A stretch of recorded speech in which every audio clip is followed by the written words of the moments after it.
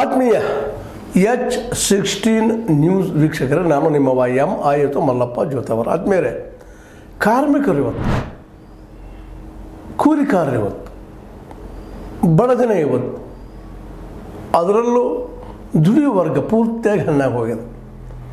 ಇವತ್ತು ಹೆಸರಿಗೆ ಮಾತ್ರ ಕಾರ್ಮಿಕರ ಕಾನೂನುಗಳಿದ್ದಾವೆ, ಆದರೆ ವಾಸ್ತವದಲ್ಲಿ ಅವು ಪ್ರಾಕ್ಟೀಸ್ನಲ್ಲಿ ಇಲ್ಲ ಅನ್ನೋದು ಅಷ್ಟು ಸತ್ಯದ.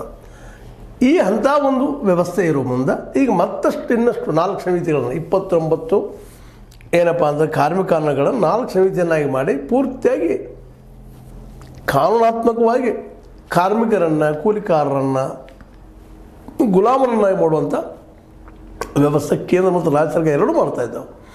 ಒಂದೇ ಅಲ್ಲ, ಇಲ್ಲಿ ನಾವು ಕೇಂದ್ರ ಸರ್ಕಾರ ಟೇಕ ಮಾಡ್ತಿದ್ವಿ, ರಾಜ್ಯ ಸರ್ಕಾರನು 12 ತಾಸು ದುಡಿಸ್ಕೋಬೇಕು ಅನ್ನುವಂಥದ್ದು. ದಿನದ ಅರ್ಧ ದಿನ ದುಡಿಸ್ಕೊಳ್ಳೇಬೇಕು, 24 ಗಂಟೆಗಳಲ್ಲಿ 12 ಗಂಟೆ ದುಡಿಸ್ಕೊಳ್ಳೇಬೇಕು ಅನ್ನುವಂಥ ಕಾನೂನು ತಿರುಳಿಗೆ ಹೊರಟದ ಕೇಂದ್ರ ರಾಜ್ಯ ಸರ್ಕಾರ.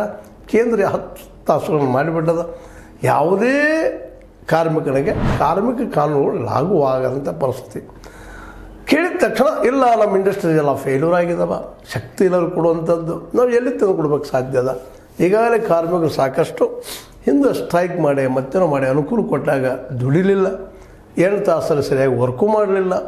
ಅನೇಕ ಫ್ಯಾಕ್ಟ್ರಿಗಳ ಈ ಕಾರ್ಮಿಕರ ಪ್ರತಿಭಟನೆಗಳಿಂದ, ಯೂನಿಯನ್ಗಳ ಪ್ರತಿಭಟನೆಗಳಿಂದ ಬಂದ್ ಆಗುವಂಥ ಪರಿಸ್ಥಿತಿ ಬಂದದ್ದು ಎಲ್ಲ ಕಾರ್ಮಿಕರ ಕಾರಣ ಅನ್ನುವಂಥದ್ದು ಇವತ್ತು ಪೂರ್ತಿಯಾಗಿ ನಮ್ಮ ಕೇಂದ್ರ ಸರ್ಕಾರ ಇರ್ಬೋದು, ಅವರ ಮನಸ್ಸಿನಲ್ಲಿ ಮತ್ತು ರಾಜ್ಯ ಸರ್ಕಾರದ ಮನಸ್ಸಿನಲ್ಲಿ, ಎಲ್ಲ MLA MP ಗಳ ಮನಸ್ಸಿನಲ್ಲಿ ಅಥವಾ ಮಂತ್ರಿಗಳ ಮನಸ್ಸಲ್ಲಿ, ಪ್ರಧಾನಿ ಮತ್ತು ಮುಖ್ಯಮಂತ್ರಿಗಳ ಮನಸ್ಸಿನಲ್ಲಿ ಇದೇ ಬೇರೂರು ಬಿಟ್ಟದಂತ. ಇಲ್ಲಿಯ ಜನ ದುಡಿಯೋದಿಲ್ಲಪ್ಪ, 2 ತಾಸು ದುಡಿ